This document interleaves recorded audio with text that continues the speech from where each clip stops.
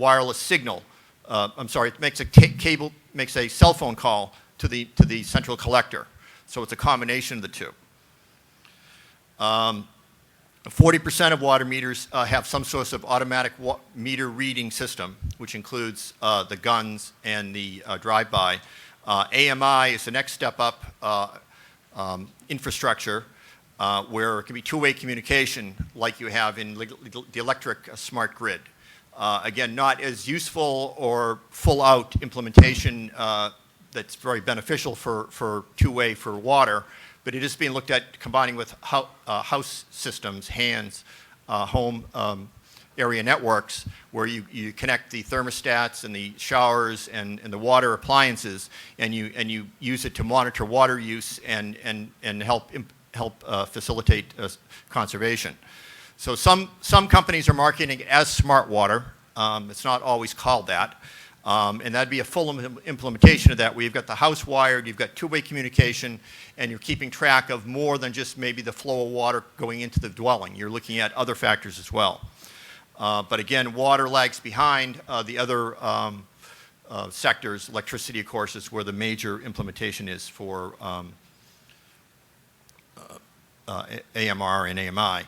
The benefits for the AMR, AMI to the utility are lower meter reading costs. Pasadena, Texas reduced its water meter reading costs by 80% by going to full fixed network. I think, no, they did a drive-by.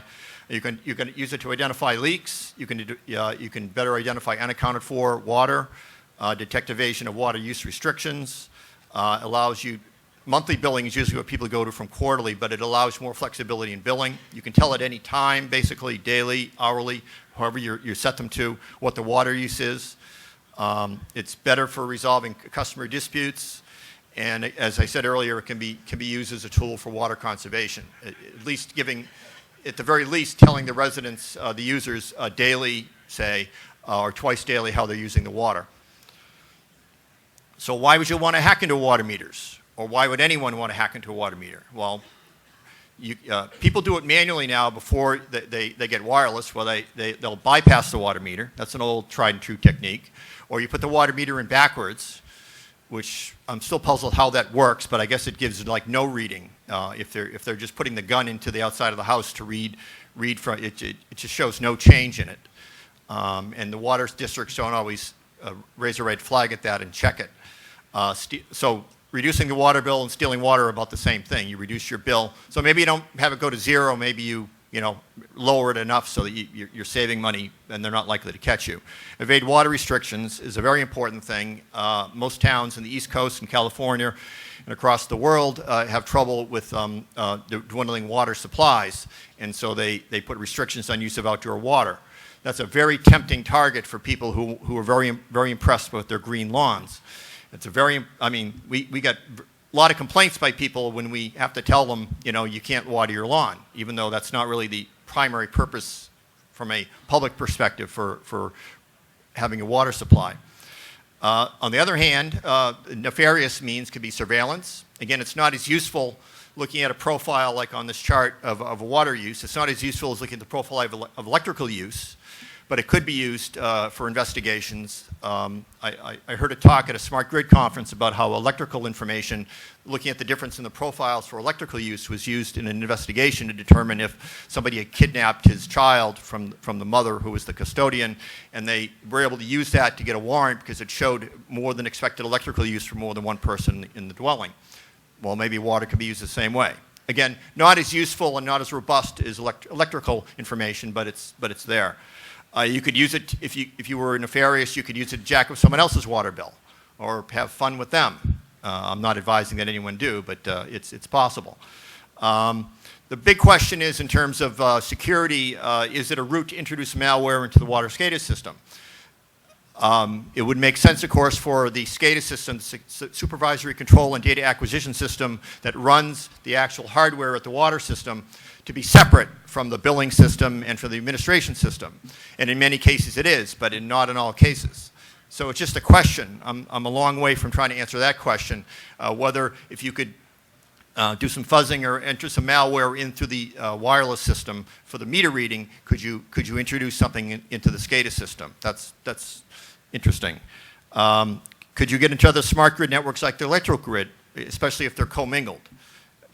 And the big question, going back to the discussion I had at the early part of this talk, and I talked about at Defcon, is could it be used for recon for potential attack? If you're going to make a targeted attack against a building from a hydrant or from another building, you need to know the hydraulics of the system. So knowing the water use of that building is important, so the best time to send the contaminant would be when the high water use, so the flow would be greater to that building.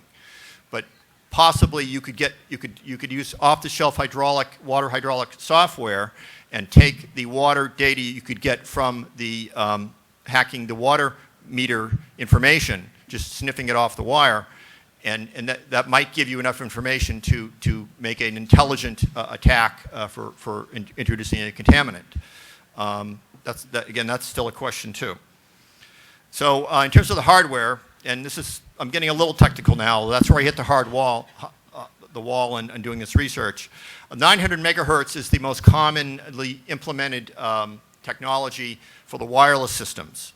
Neptune is the one that I've looked at. It's one of the major ones in the country. One of their units transmits every 14 seconds. It has 50 channels in the 910 to 920 megahertz band. And as far as I can tell, there's no encryption. And that's what I've been told by someone who uses the system, and I can't find anything in their literature that says they use encryption. So that's a question. So that's sort of my first target, quote unquote, to try to sniff when I get the hardware to do it. I'll get to that in a minute. 450 to 470 megahertz is the other major one used, mostly by a company called Hexagram, which actually runs the system used, produces a system used in Washington, D.C. and many other metropolitan areas across the country. And this gave me a little more information of what was actually in the data that was being sent out. 12 digits for the account number, up to 6 digits for the meter reading, the 450 to 470 megahertz band, and a very, very long transmission range. So I've been trying to assemble the information on the different transmitters and the different radio technology, and it's hard to compare apples to apples because many will tell you the frequency, which is very interesting to me if I'm going to try to sniff it.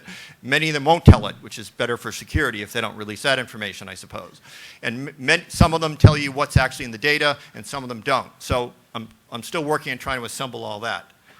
And then, of course, there's Zigbee, which has been done. A lot of work has been done, and again, a group from Dartmouth is talking about it later today.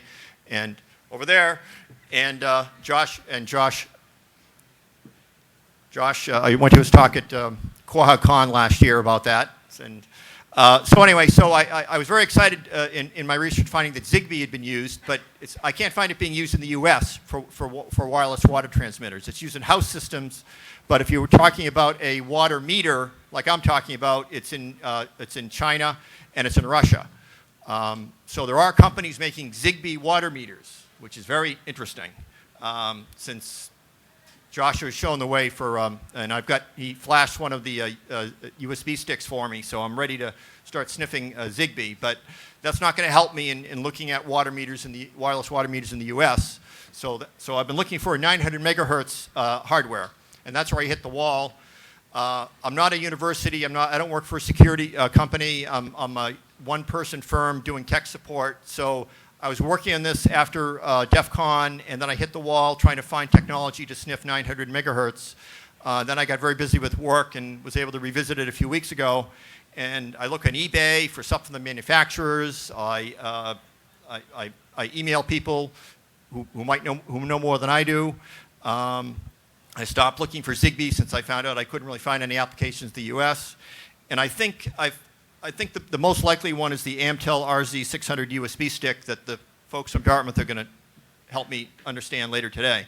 So hopefully after we finish, I go home today and I'll get my RZ600 stick and I look at their hardware and their software, I'll be able to start the process of actually hacking a wireless water meter.